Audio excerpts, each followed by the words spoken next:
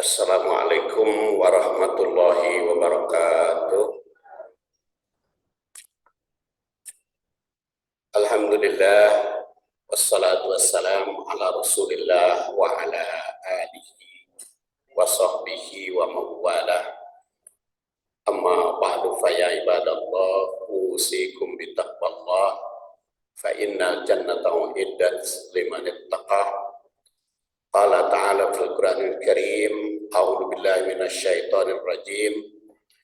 Ya ayyuhalladzina amanu taqullaha haqqa tuqatih wa la tamutunna illa wa antum muslimun. Ibu-ibu rahimakumullah, hari ini kita akan melanjutkan bahasan surat Al-Fat dan insyaallah ayat 9. A'udzu billahi minasyaitonir rajim, litu'minu billahi wa rasulih wa tu'azziruhu wa tuwaqqiruhu wa tusabbihuhu bukratan wa asila. Litu'minu, agar kalian beriman, billahi kepada Allah, wa rasulihi dan rasulnya, wa tu'azziruhu dan membela agamanya atau meninggikan, menegakkan agamanya,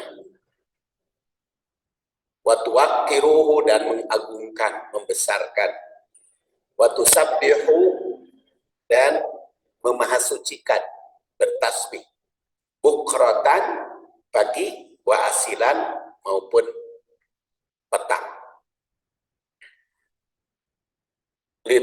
Litu'minu billahi wa rasulihi wa tu'azziruhu wa tuwaqqiruhu wa tusabbihuhu bukratan wa asila, agar kamu sekalian beriman kepada Allah dan Rasulnya, menguatkan agamanya, membesarkannya, dan bertasbih kepadanya, baik pagi maupun petang. Surat Al-Fat ayat 9. Historis ayat ini, Rasul SAW diutus sebagai syahid, mubasyir, nadir. Inna arsalnaka syahidan wa mubasyiran wa nadhira, pada ayat 8 yang lalu. Jadi ditegaskan pada ayat sebelumnya, Rasul diutus sebagai syahid, mubasyir dan nadhir. Setiap mukmin harus tahu, kalau tadi dikemukakan oleh Allah, Rasul diutus sebagai syahid, mubasyir dan nadhir, maka setiap mukmin harus tahu tentang apa tugas mukmin kalau begitu kepada Rasul yang diutus seperti itu. Jadi secara historis ayat ini berkaitan dengan tugas umat terhadap Rasul, dan tugas umat kepada Rasul itu berlaku sepanjang masa. Jadi kalau Rasul mah selesai tugasnya, waqad ballagta risalah, sudah menyampaikan risalahnya, sudah wafat, selesai tugas, maka sekarang tugas umat itu berlaku sepanjang masa. Kita lihat tanasub ayat. Pangkal ayat 18 menegaskan bahwa Allah yang mengutus Rasul. Ayat 8. Pangkal ayat 8 menegaskan bahwa Allah yang mengutus Rasul Sallallahu Alaihi Wasallam. Pangkal ayat berikutnya memerintah beriman kepada Allah dan Rasulnya. Jadi jelas keterkaitannya. Iman kepada Rasul itu mesti didasari iman kepada Allah, karena inna arsalnaka syahidan, inna arsalnaka, bahwa Rasul itu diutus oleh Allah, maka kita iman kepada Rasul itu atas dasar iman kepada Allah Subhanahu wa Ta'ala. Tanasub yang kedua, pada ayat sebelumnya ditegaskan bahwa Allah diutus sebagai syahid, mubasyir, dan nadir. Inna arsalnaka syahidan wa mubasyiran wa nadhira. Timbul pertanyaan, untuk apa fungsi Rasul yang demikian penting itu? Sehingga jadi syahid, mubasyir, dan nadir, untuk apa? Maka ayat berikutnya mengungkap kepentingan mukmin. Kaitan yang ketiga, karena Rasul diutus sebagai syahid yang menjadi saksi bagi umat, sebagaimana tegasan pada ayat sebelumnya, maka di akhirat akan disidang. Siapa yang mengikutinya, siapa pula yang pura-pura mengikuti. Jadi kita akan bersepakat bahwa Rasul itu sebagai teladan, sebagai contoh. Kita sebagai orang yang meneladani, karena tugas atau prinsip di dalam ibadah itu tajrid al-maksud wa tajrid al-mutaba'ah. Tajridul maksud tujuannya satu, yaitu mengharap ridho Allah Subhanahu wa taala, mengharap rahmat Allah Subhanahu wa taala dan berpusat kepada Allah. Nah, caranya adalah tajridul mutaba'ah, memusatkan teladan kepada Rasul sallallahu alaihi wasallam. Jadi nanti di akhirat itu disidang Rasul itu dengan umat, apakah yang mengaku meneladani Rasul teh benar, mencontoh Rasul ataukah tidak? Apakah sholat, zakat, saum, hajinya sudah sesuai enggak dengan Rasul? Ya, dengan jadi kan karena jadi saksi kan disidangkan. Kalau di dalam persidangan kan ada saksi itu, ada saksi mata, ada saksi ahli, ada saksi mati, ya, ada saksi mati. Kalau sekarang mah ada barang bukti, ada apa lagi, CCTV. Di akhirat juga ada CCTV-nya kan. Al yauma nahtimu ala afwahihim wa tukallimuna aydihim wa tashhadu arjuluhum bima kanu yaksibun. Al yauma nahtimu ala afwahihim, mulutnya ditutup, tidak bicara. Wa tukallimuna aydihim, maka tukallimuna yang ngomong saksi yang bicara itu tangan, perbuatan, tangan, perbuatan. Wa tashhadu arjuluhum, dan kaki.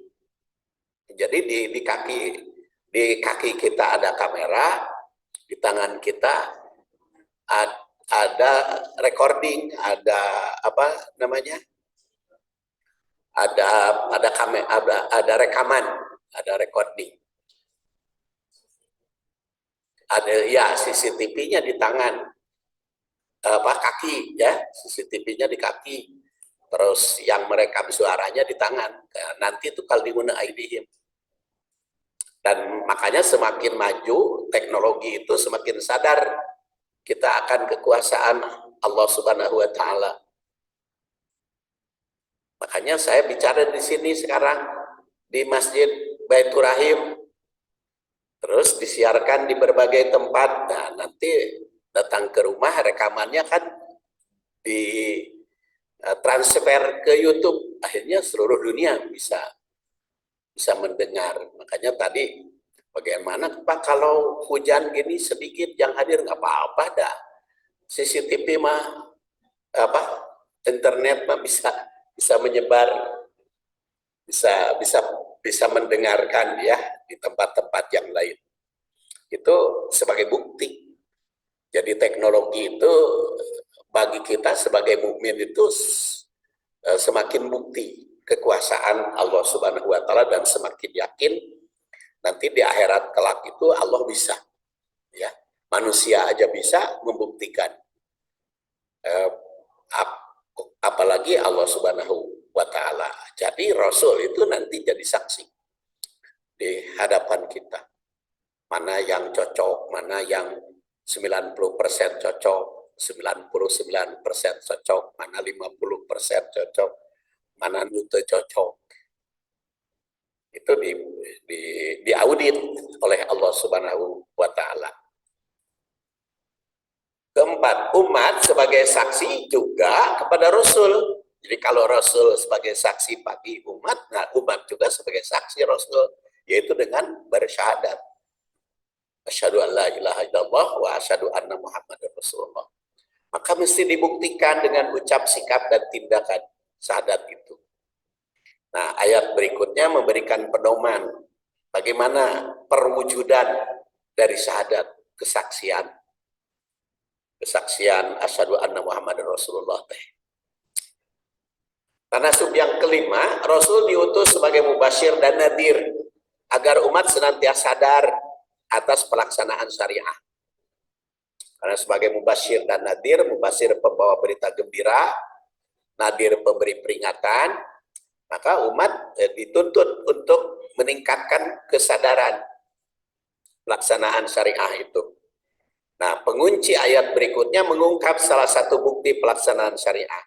Utamanya yang sifatnya ritual, yang mesti dilakukan yaitu tasbih tadi. Tasbih bukrata wa asila. Jadi mulai pagi, petang, maupun malam. Jadi kalau disebut bukrata wa asila, pagi dan petang, pagi dan sore, itu selamanya. Sehari penuh. Sekarang kita lihat tahlilut tafsir, litu'minu billah, agar kamu sekalian beriman kepada Allah. Tugas utama bagi setiap manusia adalah mengimani Allah secara benar, yang diikrarkan secara lisan, diyakini di hati nurani yang mendalam, dan diwujudkan dalam ucap dan sikap perbuatan, yaitu al-i'tiqad bil jinan wa qaul bil lisan wal amal bil arkan. Jadi kalau Murwakarti N-nya begitu bahasa Arab ya. Murwakarti N, al-i'tiqad fil jinan wal qaul bil lisan wal amal bil arkan. Qaul bil jinan, jinan itu di batin, di hati nurani. Qaul bil lisan lidah, wal amal bil arkan, anggota badan. Itu iman. Jadi secara benar dalam tindakan iman kepada Allah sudah tentu, kalau disebut kepada Allah sudah tentu masuk kepada yang diperintahkan untuk diimani. Jadi kalau disebut iman kepada Allah, otomatis kepada malaikat, kitab, Rasul, hari akhir, dan qada-qadar atau takdir. Ada yang gaib yang harus kita imani itu, yang harus kita imani itu. Ada yang lahir. Yang gaib, Allah Subhanahu wa taala maha gaib. Malaikat gaib karena tidak dijangkau oleh panca indera. Malaikat tidak bisa dijangkau, tidak bisa direkam, tidak bisa dipantau, yang gaib mah. Ada yang lahir yaitu kitab, Rasul, dan juga hari akhir gaib. Kodok-kodok juga hakikatnya mah gaib, prakteknya. Prakteknya mah kelihatan yang kena kodok, yang kena takdir Allah. Penggalan ayat ini jika ditujukan kepada orang kafir menyeru agar iman, litu'minu billah. Kalau kepada orang kafir itu agar mereka beriman, litu'minu billah, agar secara benar sesuai petunjuk. Jika kalimat itu ditujukan kepada orang beriman, maka menyeru agar selalu meningkatkan kualitas keimanan. Karena iman itu kalau tidak dijaga, tidak ditingkatkan kualitasnya, kadang-kadang turun, kadang-kadang naik. Kata Abu Hurairah, yazdad wa yankus.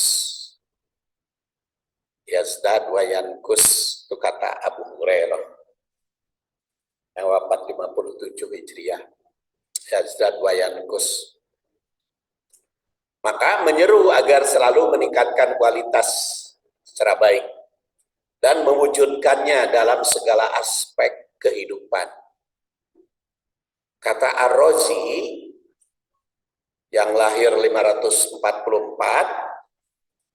wafat 606, Ar-Razi namanya kitabnya Mafatihul Ghaib atau dikenal dengan Tafsir Ar-Razi. Kitabnya Mafatihul Ghaib. Nama aslinya Bahrul Razi. Mengaitkan kalimat ini dengan ayat sebelumnya, inna arsalnaka. Karena inna arsalnaka, karena Rasul itu diutus oleh Allah, maka iman kepada Allah yang paling pokok. Bahwa Allah Subhanahu wa taala mengutus Rasul, maka manusia hendaknya iman dan meningkatkan kualitas imannya. Kemudian wa rasulihi, perkataan rasulihi itu dalam bentuk mufrad, tunggal. Biasanya kan rusul, aman, ya jama biasanya amantu billah wa kutubihi wa malaikatihi wa kutubihi wa rusulihi. Aku beriman kepada Allah, malaikat itu jamak. Wa kutubihi juga jamak, karena mufradnya malaikat kan malaikat itu jamak. Wa kutubihi, kitab-kitab. Wa rusul itu rasul-rusul, jamak dari rasul. Jadi kalau rasul mufrad, kalau rusul itu jamak. Seperti kitab itu mufrad, kalau jamak kutub. Di kitab itu satu, kalau kutub jamak banyak. Ini juga rasul, hi-nya kepada Allah.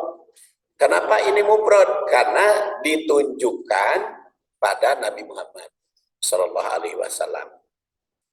Ini berkaitan dengan ayat sebelumnya yang berfungsi sebagai syahid. Atau secara khusus bahwa Rasul yang saat ini berlaku syariahnya adalah syariah Nabi Muhammad Sallallahu Alaihi Wasallam. Jadi kalau kita beriman kepada Nabi Muhammad, otomatis seluruh Rasul kita imani. Tapi kalau kita beriman kepada Nabi Isa, belum tentu kepada Nabi lain. Tapi kalau sudah beriman kepada Nabi Muhammad, pasti seluruh Nabi kita imani. Sayyid Qutb yang wafat 1386 Hijriah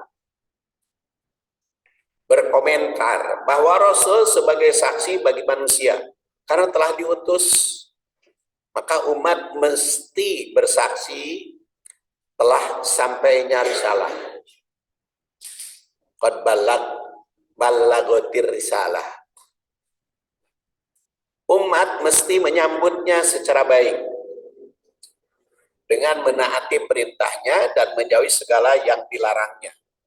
Rasul sebagai saksi bagi umat, maka ada yang beriman secara benar, ada yang munafik pura-pura beriman, ada yang menolak mentah-mentah menjadi kafir.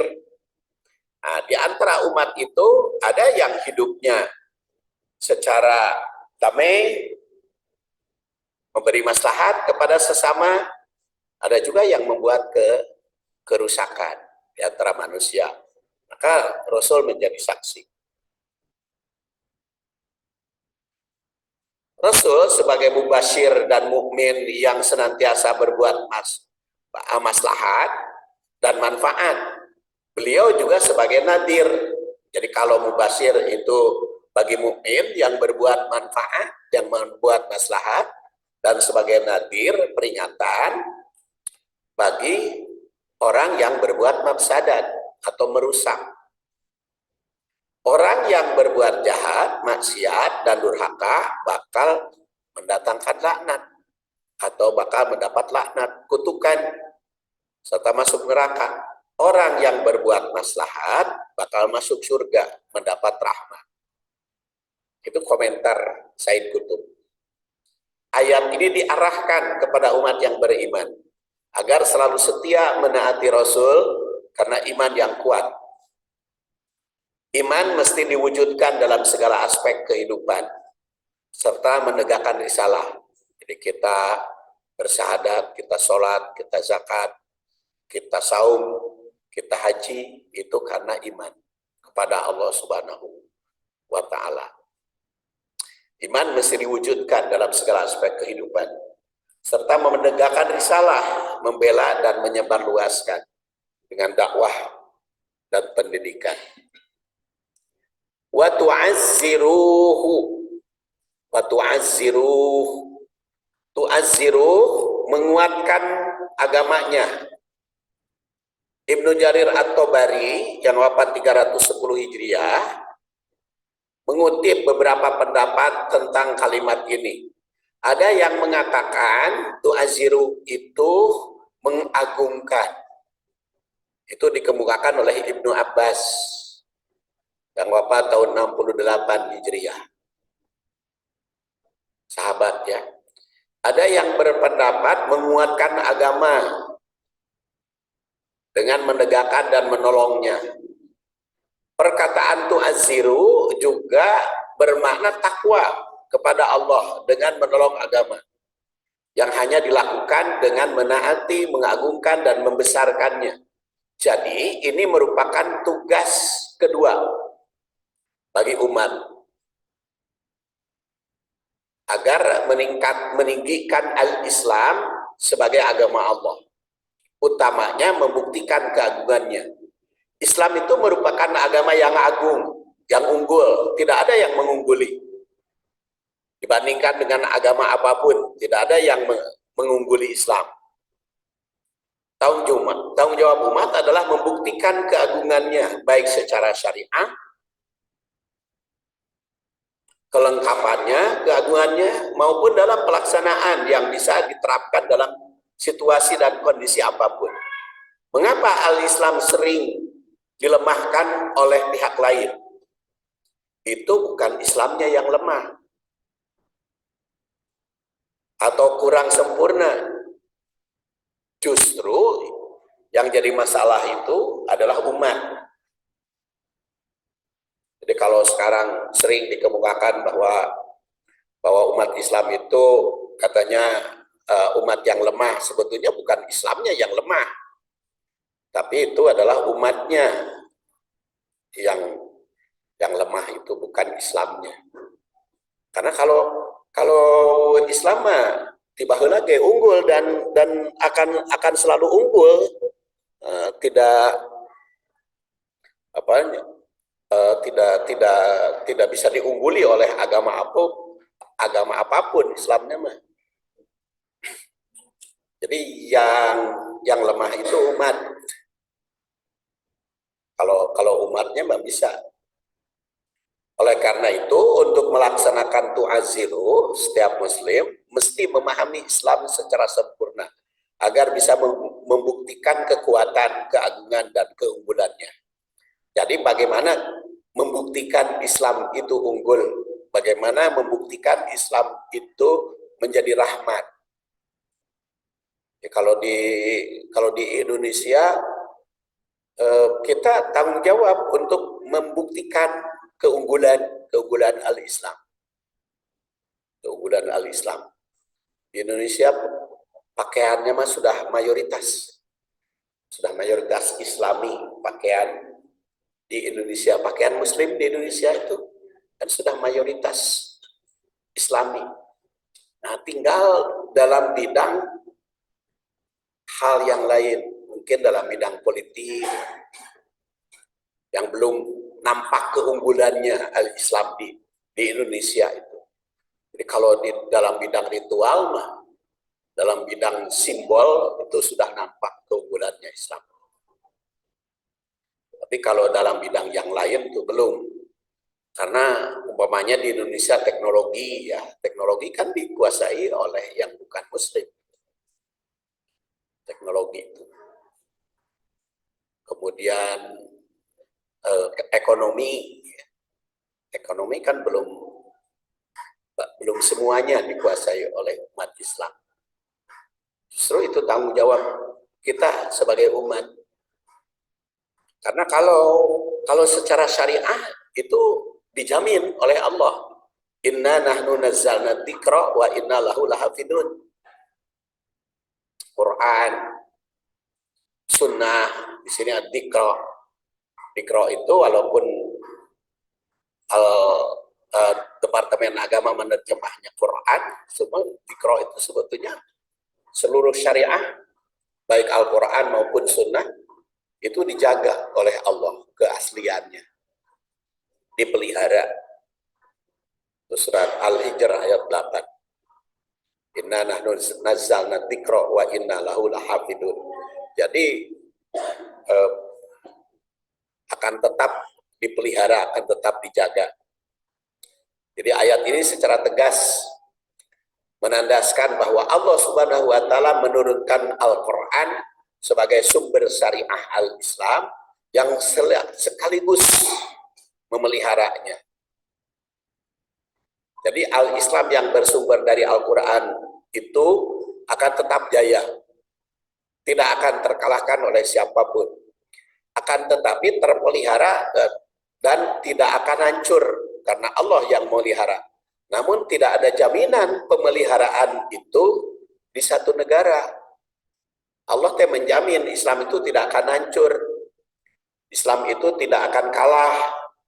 Islam itu tidak akan bisa diungguli. Tapi tidak ada jaminan di Indonesia, tidak ada jaminan di keluarga tertentu, tidak ada jaminan. Islam nama benar, tidak akan hancur dimanapun, tetapi tidak dijamin di Indonesia, tidak dijamin di Bandung, di Riung Bandung, tidak dijamin. Makanya itu tanggung jawab kita sebagai umat, memelihara, menjaganya. Jadi ayat ini memerintah agar setiap muslim memelihara dan menjaga. Kata Ar-Raji, kembali lagi ke Ar-Raji yang wafat tahun 606, karena Rasul sebagai syahid, maka umat mesti menguatkan agamanya sehingga al-Islam tetap unggul.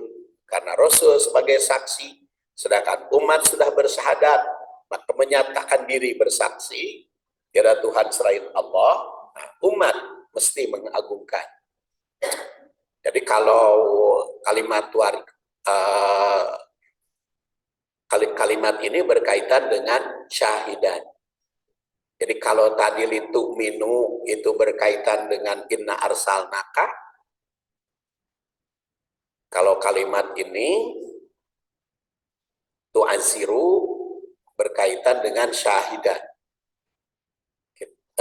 Itu konsep Ar-Razi ya, menafsirkan ayat ini. Jadi per kalimatnya atau perkataannya itu dikaitkan dengan kata-kata sebelumnya. Wa tuwakkiru, sekarang tuwakkiru menurut Sayyid Qutb, menurut Al-Qurtubi, orang Cordoba, wafat tahun 671, bahwa ada yang berpendapat pada kalimat ini terdapat wakaf, batu wakiruh deh. Jadi ada ulama yang mencantumkan wakaf, litu minu billah wa rasulih wa tu'azziru wa tuwakkiru. Wakiruh teh wakaf. Karena kalimat selanjutnya itu pokok atau mubtada, kalimat ibtida ya, kalimat awal. Jadi sehingga berhenti karena kata ganti hu pada tu'aziru, tuwakiru itu merujuk kepada Rasul. Inna arsalnaka itu.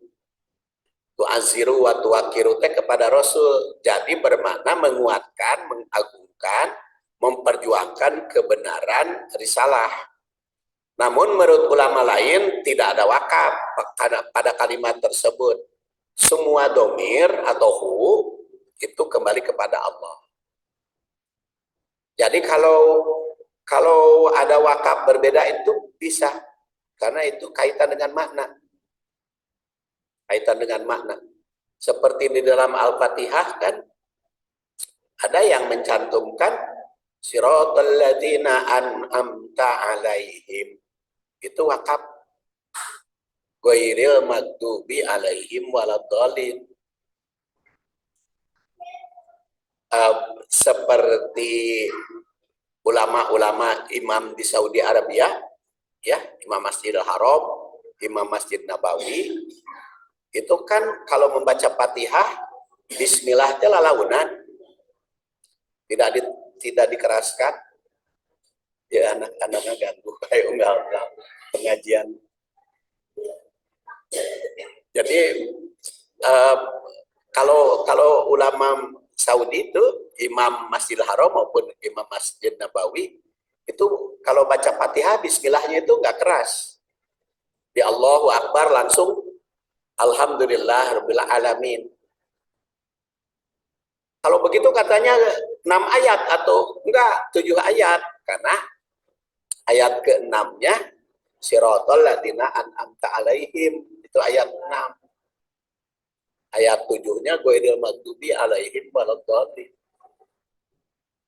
Makanya kalau kita ingin disiplin bacaan, kalau bismillahnya keras, jadi imam ya, kita bismillahnya keras, bismillahirrahmanirrahim. Maka siratal ladzina an'amta alaihim itu berhenti. Siratal ladzina an'amta alaihim ghairil maghdubi alaihim waladhdallin. Karena bismillah termasuk ayat pertama. Tetapi kalau basmalahnya lalaunan, kalau di Indonesia mas seperti ulama Muhammadiyah, walaupun tidak semua Muhammadiyah oke, ada bismillah yang keras. Tapi ulama Muhammadiyah yang aslinya basmalah itu launan. Allahu Akbar, bismillahnya launan, baru alhamdulillahirabbil alamin. Maka siratal ladzina an'amta alaihimnya berhenti. Lalu ghairil maghdubi alaihim waladhdallin. Makanya di surat Al-Fatihah kan ada tanda 3 ya, titik 3. Itu karena perdebatan kalangan ulama. Nah, itu wakaf atau bukan. Dan di sini juga begitu, wakiru teh. Ada yang beranggapan wakaf karena yang pertama, yang kedua itu kepada Rasul. Sedangkan waktu sabbihuhu berikutnya kepada Allah. Dan itu dikutip oleh Al-Qurtubi. Jadi terjemah itu bisa berbeda. Jadi apakah tu'ansiru wa tuwakiru teh kepada Rasul atau kepada Allah? Kalau kepada Rasul, tu'ansiru wa tuwakiru, membela agamanya, memperjuangkan. Tapi kalau kepada Allah, yaitu agamanya agamanya Allah. Jadi kalau tu'ansirunya kepada Rasul, jadi membela Rasul. Kalau kepada Allah, membela agamanya. Agama Allah. Jadi pada dasarnya begitu. Sehingga perbedaan kata Al-Qurtubi ada wakaf wa tuwakiru. Tapi kalau kalimat berikutnya mah nggak ada perbedaan, tusabbihu. Jadi menurut pendapat kedua ini, tanggung jawab mukmin terhadap Allah adalah menguatkan al-Islam sebagai agamanya, nyahnya kepada Allah. membesarkan asma'nya, asma Allah, bukan membesarkan Rasul, bukan membesarkan Rasul. Jadi yang dibesarkan nama Allah, karena Allahu Akbar. Makanya kita kan sudah kita bahas pada ayat 8, tidak boleh mendudukan Rasul mempunyai kesamaan dengan Allah. Jadi tidak ada rububiyah bagi Rasul. Sumpah saja tidak boleh pakai Rasul. Kan ada kadang-kadang demi Allah, demi Rasul. Itu musyrik, nggak boleh. Karena man halafa bi ghairillah faqad asyraka. Barang siapa yang bersumpah dengan nama selain Allah itu musyrik. Rasul itu tidak boleh disamakan dengan Allah. Jadi kedudukan Rasul itu tidak boleh disamakan dengan Allah. Makanya ada doa-doa yang dikritisi oleh ulama akidah. Doa-doa yang dikritisi. Karena ada doa ya Rasul, ya Allah, ya Rasulullah, agisni. Padahal agisni mah hanya kepada Allah. Istighosah itu hanya kepada Allah. Tidak boleh kepada Rasul. Tapi kan ada juga yang menyamakan. Ada solawat nariyah ya. Allahumma sholli sholatan kamilatan, salim selaman taman. Makan tuntep kode. Allahumma sholli sholatan kamilatan, salim selaman taman. Tunji nabihi itu i-nya ditunjukkan kan seharusnya tunji nabihi te Allah, tapi ini mah kepada Rasul. Makanya ada yang mengkritisi sholawat itu, sholawat nariyah dan sholawat munjiah. Allahumma sholli sholatan kamilatan tunji nabihi itu dikenal dengan sholawat munjiah, dan Allahumma sholli sholatan kamilatan haludil uqad nariyah itu ada yang dikritisi. Sama dengan sholat badar ya, salamullah ala toha rasulillah, sholatullah salamullah ala yasin habibillah, itu bi ahlil badriyah Allah, di ahlil badriyah Allah. Ahlil badriyah itu para pahlawan badar. Tuh, ada yang mengkritisi kepada sholawat yang begitu karena sudah menyamakan Rasul dengan Allah. Jadi kalau nanti ada yang mengkritisi, kita tahu dasar-dasarnya. Kita boleh menyamakan kedudukan Rasul dengan Allah. Menurut An-Nasafi yang wafat 710 Hijriah, yang memisahkan atau yang membedakan domir sebelumnya pada Rasul kemudian selanjutnya kepada Allah, sebenarnya itu sangat jauh, kata An-Nasafi. Kata An-Nasafi mah tuh cocok PTT di wakapan deh. Jadi tidak ada wakaf, nama tetap semuanya kepada Allah. Semua domir pada ayat ini atau kata ganti adalah kepada Allah. Menguatkan, membela itu sebenarnya untuk agamanya. Jadi bukan membela Allah, bukan berarti Allah perlu dibela, tapi yang dibela itu agamanya. Bela agamanya. Membela agama Allah kan, agama itu dipelihara, dijaga, iya, tapi tidak ada jaminan di seluruh tempat. Seperti tadi saya katakan, Islam itu sudah dijamin, dijaga oleh Allah, tetapi tidak dijamin di lingkungan kita, tidak dijamin di tempat kita. Akidah itu kan pertahanannya cukup banyak ya, cukup banyak tantangannya. Sekarang saja itu terjadi gempa musibah di Cianjur. Itu yang mau memurtadkan umat Islam tuh berbondong-bondong, datang menyumbang dan sebagainya. Jadi ingin menyampaikan jasanya, menampilkan jasanya. Kalau tidak kuat iman, bisa luntur itu.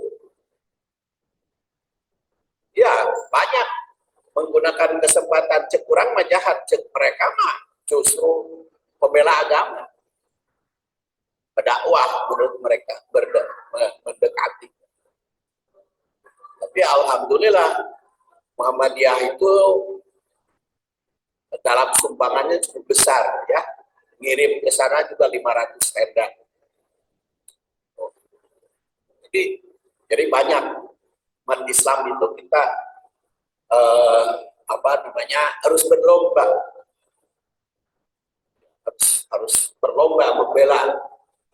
Dan juga banyak umat Islam itu yang keliru menafsirkan musibah, disangka gempa bumi teh kaitan dengan perbuatan manusia. Kan sering dikatakan itu, katanya, apalagi ada ceramah almarhum Ustaz Arifin Ilham kan judulnya musibah karena maksiat gitu ya, itu diedarkan. Jadi hati itu orang Cianjur itu karena maksiat. Justru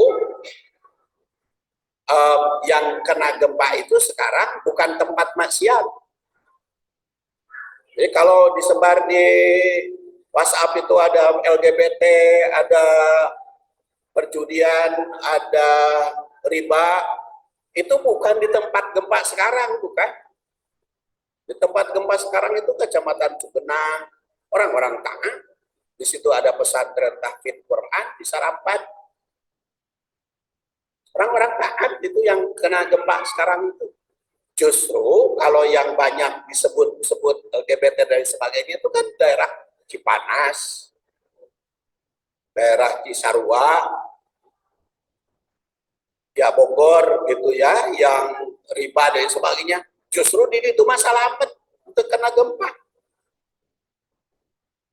Enggak hancur itu Cisarua itu yang tempat-tempat di expose di WA. Nah, itu pika nyerian itu bagi yang terkena musibah tuh. Jadi masa gempa itu karena LGBT? Ya enggak ada kaitannya gempa dengan LGBT. Kalau zaman dahulu betul ada yang disiksa karena dosa, tapi kan zaman Rasul mah enggak. Kan Rasul sendiri juga berdoa supaya dibebaskan umat jangan seperti disiksa umat terdahulu. Jadi bukan gempa itu bukan karena perbuatan maksiat. Gempa itu bukan karena perbuatan manusia, bukan gempa itu. Tapi itu karena memang Allah Subhanahu wa taala menciptakan sesuatu itu biqadar. Jadi ada ukurannya. Jadi ada ukurannya Allah yang menciptakan. Allah itu menciptakan. Jadi jangan sisirikan namun tamah ayeuna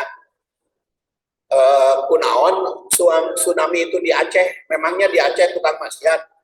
Kan bukan, justru negara syariat Islam malah terjadi di tsunami karena tsunami bukan karena perbuatan manusia, tapi itu karena Allah Subhanahu wa taala menciptakan sesuatu dengan biqadar, dengan ukurannya.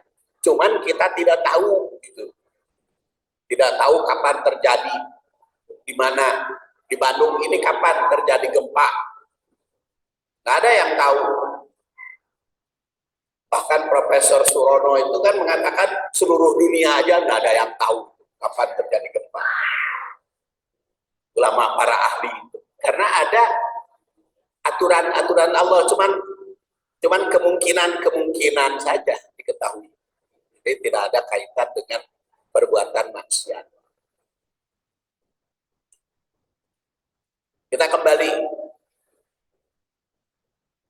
semua domir pada ayat ini adalah kepada Allah. Menguatkan, membela itu sebenarnya untuk agama Allah. Menurut Ar-Razi, pada ayat sebelumnya ditandaskan bahwa Rasul diutus sebagai mubasyiran, pembawa berita gembira, maka sepantasnya umat mengagungkan Allah, mengharap rahmat dan ridhonya, agar mendapatkan kebahagiaan, baik selama hidup di dunia maupun di akhirat kelak. Wa tusabbihu, kata ganti hu pada kalimat ini sepakat semuanya kepada Allah. Wa tusabbihu, karena tasbih itu hanya kepada Allah. Ulama yang berpendapat bahwa kalimat sebelumnya menunjuk kepada Rasul, maka huruf wa pada penggalan ayat ini sebagai permulaan. Wau istinab atau wau imtidah. Jadi ada yang itu minu billah wa tu'azziru wa tuwaqqiru, berhenti. Wa tusabbihu bukrata wa asila, wa tusabbihu bukrata wa asila, baru dilanjut.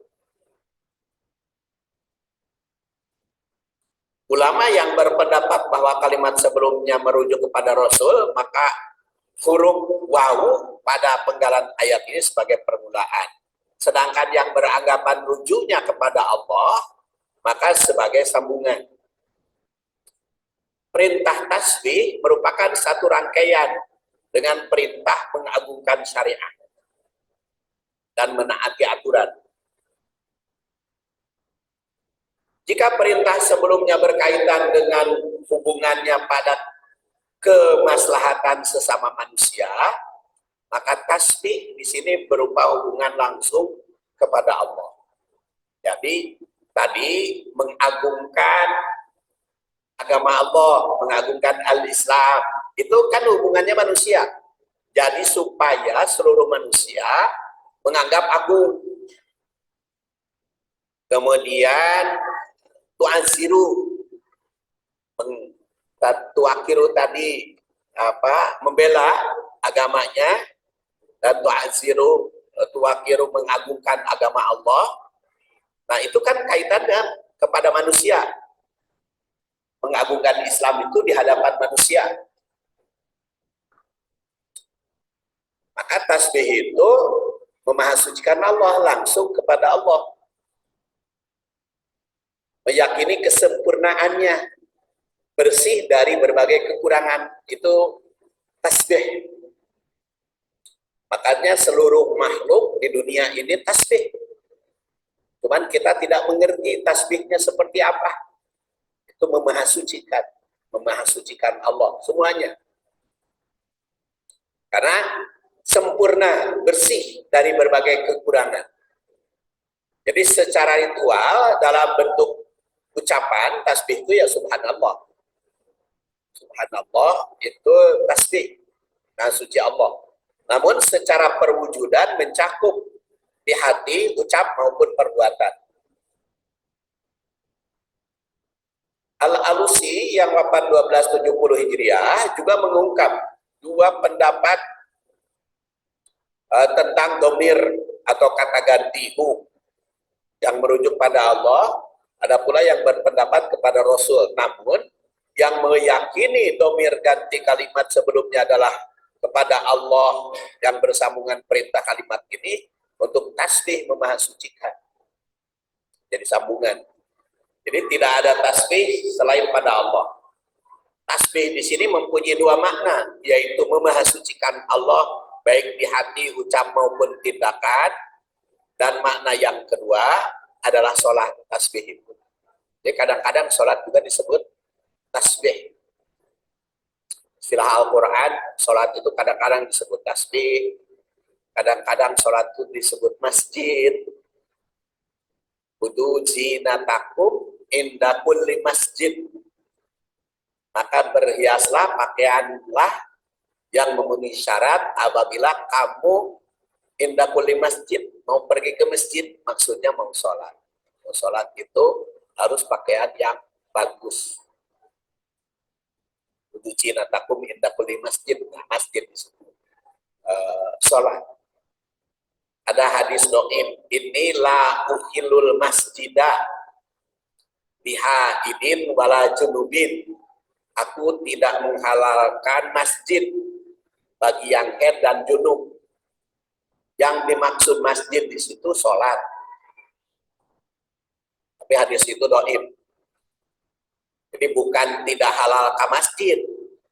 Yang haid dan junub itu bukan tidak halal ke masjid, tapi yang tidak halal itu sholat. Ataqrabus sholah wa antum sukaro. Wala junuban illa abiri sabil. Jadi kalau yang haid ke masjid mah tidak diharamkan, karena Aisyah menurut hadis riwayat Muslim, Aisyah pernah diperintah oleh Rasul, ya Aisyah, udi al-humrata minal masjid, wahai Aisyah, tolong ambilkan untukku umroh.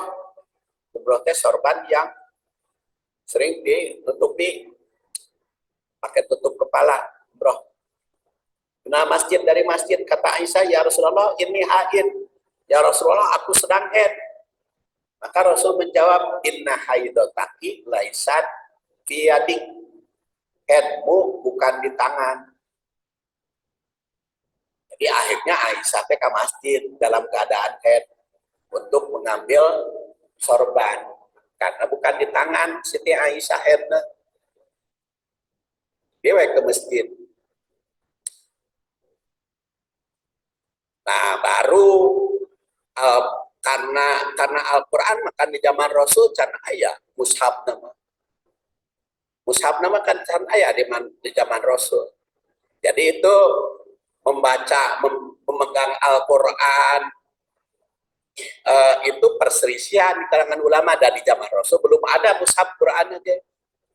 Jadi itu mungkin Rasul melarang yang belum ada membacanya. Kalau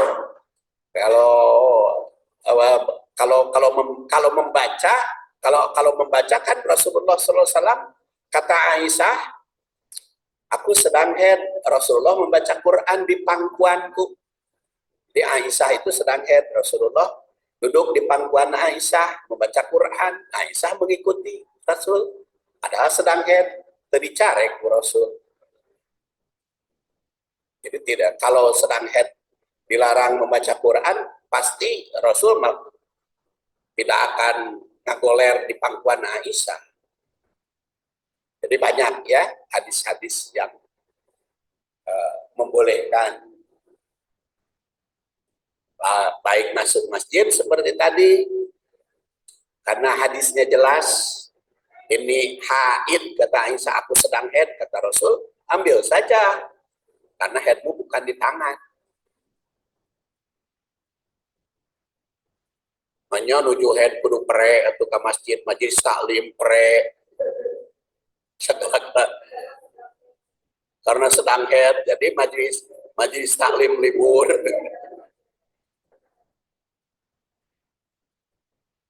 Ngaji Quran libur, coba libur. Dari sholat menjelas oleh Rasul disuruh libur. Sholat dan saum. Dan hubungan suami istri itu kan yang libur teh, dan hubungan suami istri juga kan yang tidak boleh teh parji wungkul. Ya, yang tidak boleh itu parji, yang tidak boleh itu kata Siti Maimunah, ya Rasul itu ya tetap aja tidur bersama istrinya ketika istri sedang haid. Tasbih. Jadi kadang-kadang sholat juga disebut tasbih. Kadang-kadang disebut masjid. Nah, kembali ke Ar-Roji yang wafat 606, Rasul diutus Nadir memberi peringatan yang membuat khawatir dengan api neraka. Maka membuat setiap umat untuk waspada. Sehingga takut untuk berbuat maksiat, maka dia tasbih. atau sabbihu. Bukratan wa asila. Bukratan menurut An-Nasafi yang wafat 710, tasbih bermakna sholat di awal pagi. Itu sholat subuh. Istilah beliau sholat fajar, sholat subuh. Abu Su'ud yang wafat 982 Hijriah mengutip Ibnu Abbas yang wafat 68 yang berpendapat bahwa perkataan bukroh itu bermakna sholat subuh. Sedangkan kalimat berikutnya duhur asar.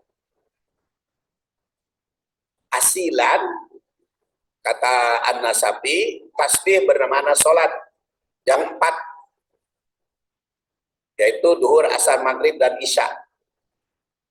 Jadi kalau bukroh mah sholat subuh, sedangkan asilan itu duhur, asar, maghrib, isya.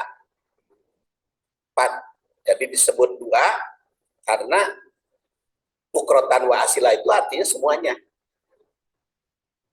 Said Qutb berpendapat bukrota wa asila itu kinayah anil yaum kullihi. Jadi seluruh hari, maka disebut bukrotan wa asila. Adakan takbir Allahu Akbar kabirau walhamdulillahi kasirau wa subhanallahi bukrota wa asila wa subhanallahi bukrota wa asila. Subhanallah selamanya bukrota wa asila. Setiap mukmin dengan diutus Rasul, hati nuraninya terikat dengan Allah, mengait jadi selamanya telah diutus Rasul Sallallahu Alaihi Wasallam itu. Sekarang kita lihat takwilnya. 1.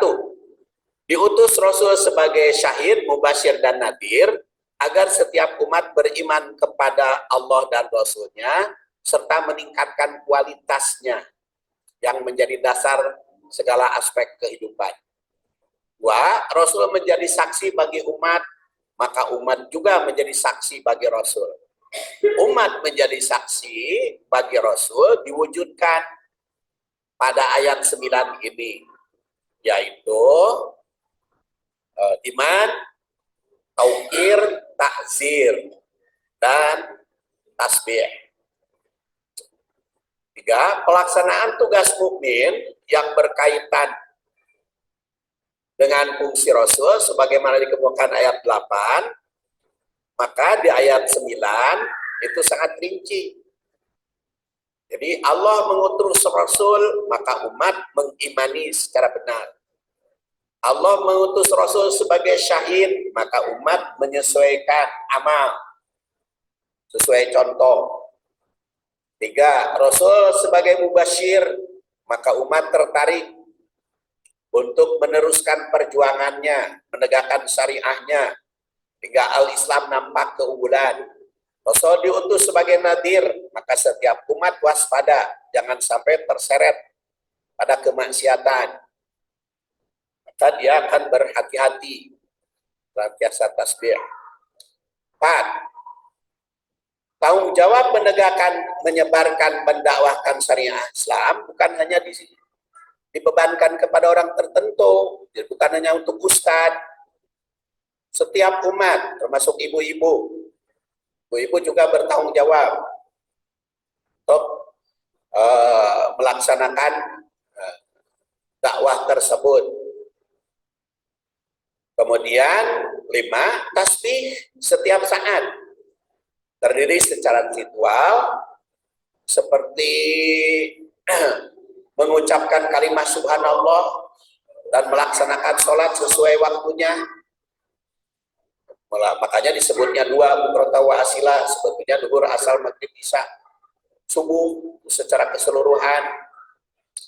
Kemudian tatbiknya diutus Rasul sebagai syahid, mubasyir, dan nadir agar setiap umat beriman pada Allah dan Rasulnya. Kemudian yang kedua, Rasul menjadi saksi bagi umat, maka umat mesti menjadi saksi bagi Rasul. Yaitu dengan ayat 9 ini. Beriman, taukir, takzir, dan tasbih. Kemudian litu'minu billah, itu jelas aturannya. Wa rasulihi dan seterusnya, itu merupakan aturan dari Allah Subhanahu wa taala.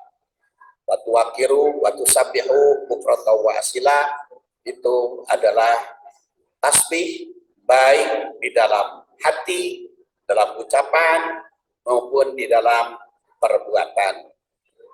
Demikianlah ibu-ibu rahimakumullah kajian kita pada hari ini. Insyaallah ayat ke-10 kita akan dilanjutkan pada bulan yang akan datang. Subhanakallahumma wa bihamdik asyhadu an la ilaha illa anta astaghfiruka wa atubu ilaik. Assalamualaikum warahmatullahi wabarakatuh.